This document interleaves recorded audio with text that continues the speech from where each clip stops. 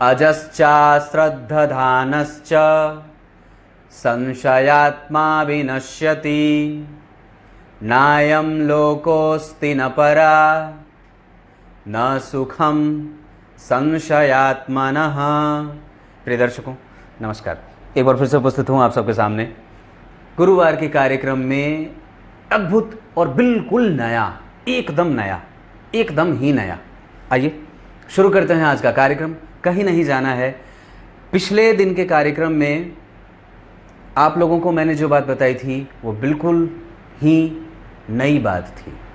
आज एक और इसी तरीके के कार्यक्रम के साथ उपस्थित हूँ जिसमें ग्रहों के युद्ध के बारे में जानेंगे और बिल्कुल नई परिभाषा आज से आपके दिमाग में ये बात चली जाएगी।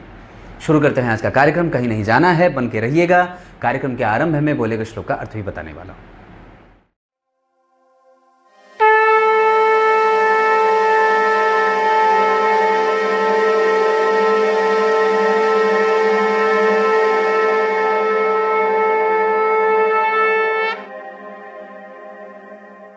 आइए अब आपको सीधे विषय पे लेके आता हूं। बात बड़ी गंभीर है पर जरा ध्यान से समझना।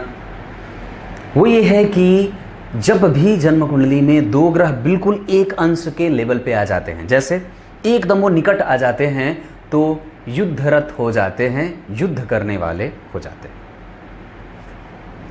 लेकिन उसमें से जो ग्रह कला में आगे होता है वो जीत जाता है। जैसे मैंने यहाँ पे मंगल को 24 डिग्री 3 कला का बिठाया है, ये अपनी ही राशि में बैठे हैं, और यहाँ शुक्र को 24 डिग्री 22 कला पे बिठाया है। अब यहाँ पे जब दोनों में लड़ाई हुई, जब दोनों ग्रहों में युद्ध हुआ, तो जो ग्रह कला में ज़्यादा आगे है वही जीत जाता है। यहाँ पे मंगल हार रहे हैं, जो जन्म कुंडली के धन भाव के अधिपति और सप्तम भाव के अधिपति होकर के इस कुंडली के लग्नेश होने के बावजूद और यहाँ पे स्वग्रही होने के बावजूद जब दोनों में द्वंद्व होता है, युद्ध होता है, तो कला में शुक्र की कला ज़्यादा होने के कारण शुक्र युद्ध में जीत जाते हैं। पर ये तो यहीं तक रही। अब आपको नई बात बताता हूँ, और वो ये है कि ग्रहों को दो विभागों में बांटा गया है, मंगल और शुक्र, और शनि, गुरु और बुध। जहां मैंने गोल घेरा लगाया है उसे पौर ग्रह कहा जाता है, उसे पौर कहा जाता है। जहां मैंने चौकोर मंगल और शुक्र को लगाया है, इसमें सिर्फ 5 ही ग्रह आते हैं, तो शनि, गुरु और बुध पौर ग्रह के अंतर्गत आते हैं, और मंगल और शुक्र याई ग्रह के अंतर्गत आते हैं। क्लियर है? ये बुध, गुरु और शुक्र, शनि जो हैं वो पौर ग्रह कहे जाते हैं, और मंगल और शुक्र याई ग्रह कहे जाते हैं। तो बात क्या है कि अगर कभी भी किसी भी जातक की कुंडली में शनि गुरु, शनि बुध, गुरु बुध, शनि बुध, गुरु शनि का युद्ध होता हो तो इसे अच्छा नहीं कहते। मतलब जब पौर ग्रहों की युद्ध की स्थिति बनती है, अगर मान लीजिए यहीं पे मंगल और शुक्र का याई कहा जाता है, और इन दोनों में जो युद्ध हो रहा है वो याई ग्रहों का युद्ध होता है, और जो ग्रह जैसे कि शनि हो गए, गुरु हो गए और बुध, इस याई ग्रह की श्रेणी में ये दोनों मंगल और शुक्र, और पौर ग्रहों के श्रेणी में सिर्फ 3 ग्रह शनि, गुरु और बुध आते हैं। तो जब पौर ग्रहों के झगड़े होते हैं अंश में, जब वो निकट हो जाते हैं 1 डिग्री के अंतर पे, तो उसे अच्छा नहीं माना जाता, और वो दोनों जहां जहां के भी अधिपति होते हैं, जहां भी बैठे होते हैं, उस भाव को खराब करते हैं। अगर कोई एक ग्रह पौर बना, जैसे कोई एक ग्रह शनि पौर हैं, पौर ग्रह के अंतर्गत आते हैं, और एक मंगल जो याई ग्रह के अंतर्गत आता है, तो एक पौर हुआ और एक याई ग्रह के द्वंद्व बने, मतलब ये दोनों एक साथ बैठ गए और वो दोनों एक अंश के अंतर पे, मतलब जैसे यहाँ पे ये दोनों ग्रह बैठे हैं 24 डिग्री 3 कला और 22 कला, तो जब ये दोनों आ जाएं, मतलब ये शनि, गुरु और बुध, ये पौर ग्रह और मंगल और शुक्र में से एक कोई याई ग्रह युद्ध करता है तो उसका परिणाम जो होता है वो थोड़ा कम भयानक या कम प्रभाव में कमजोर होता है।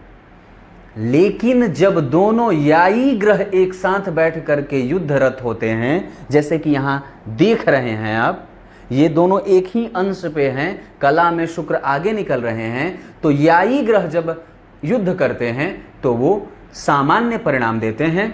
उनमें युद्ध करने के बाद हारने के बावजूद भी वो परिणाम देते रहते हैं। मतलब यहां ये देखना है कि शनि गुरु और बुध में कभी भी लड़ाई झगड़े की स्थिति नहीं होनी चाहिए, नहीं तो वो भरभाव को और अपने जहां बैठे होते हैं और जहां जहां के भी अधिपति होते हैं वो झगड़ा में उसको नुकसान पहुंचता है। ये बात थी, इसको समझ लेना चाहिए। मतलब क्या है कि जब भी ये दोनों ग्रह बैठे हों, तीनों ग्रह शनि गुरु और बुध, तो आपस में डिग्री में इन लोगों में भेद होना चाहिए, काफी दूर दूर तक बैठे हों। अगर ये निकट आकर के युद्ध करेंगे तो वो नुकसान हो जाता है जातक को। लेकिन अगर पौर ग्रह एक और एक याई ग्रह एक साथ बैठ करके युद्ध करते हों तो वो थोड़ा कम नुकसान करता है। और अगर दोनों याई ग्रह नुकसान करते हैं तो ये उससे भी थोड़ा कम नुकसान करता है। इसका प्रभाव सामान्यतया बहुत कम नेगेटिव होता है। ये बिल्कुल ही नई बात थी। अब कार्यक्रम के अंत में आपको कार्यक्रम के आरंभ में बोले गए श्लोक का अर्थ बता देता हूं। गीता जी के 4थे अध्याय के 40वें श्लोक में भगवान ने बात कही है। क्या कही है बताओ बताओ तो। जो व्यक्ति श्रद्धा से हीन है ना, और जो व्यक्ति संशय से युक्त है उसका पतन हो जाता है। हाँ, हो जाता है। हो कैसे जाता है? आप सोच के देखो, आपके पास धन 20 साल से ज्यादा क्यों नहीं टिकता है? और कई बार ये बात क्यों सामने से कही जाती है, लक्ष्मी चंचला है, क्योंकि आपके पास जो धन इकट्ठा हो रहा है उसमें सिर्फ कलयुग के प्राणी मेहनत करते दिखे जाते हैं गधे की तरह। भागो भागो, यहां वहां, कहीं यहां कहीं यहां। वस्तुतः अगर श्रद्धा है, विश्वास है और लोभ नहीं है तो चुपचाप बैठे रहो, अपना काम बस श्रद्धा से युक्त होकर के करते रहो। वो मंत्र सिद्ध हो जाएगा, वो काम सिद्ध हो जाएगा और आपकी नैया तो यूं पार लग जाएगी कि आनंद में जियोगे। एक बात और बताता हूं, आप खुद को कितना तैयार कर रहे हो अगले 10 सालों के बाद जो आने वाली समस्या है उसके लिए, चाहे वो पर्यावरण को लेकर के हो या फिर जल की समस्या को लेकर के हो। कितने तैयार हो आप? आपका बच्चा जो आने वाला है, आप जिसके लिए फ्लैट और पता नहीं क्या क्या खरीद रहे हो, गाड़ियां और पता नहीं क्या क्या चीज़ें, उसके लिए इस समस्या के बारे में कभी बैठ करके जिक्र किया है? एक बात और बता देता हूं, जिसकी कुंडली में बुध खराब होते हैं वो जल बहुत बर्बाद करता है। बुध को बढ़िया बनाना है तो जल बचाना शुरू कर दो, और जल बचे तो बुध ठीक हो जाए और फिर आपकी ऊर्जा भी संचित होती रहे। कुछ इसी तरीके से आज के कार्यक्रम का समापन करते हैं। तब तक के लिए इजाजत दीजिए। कल एक बार फिर से उपस्थित होंगे आप सबके सामने। तब तक के लिए बहुत बहुत नमस्कार।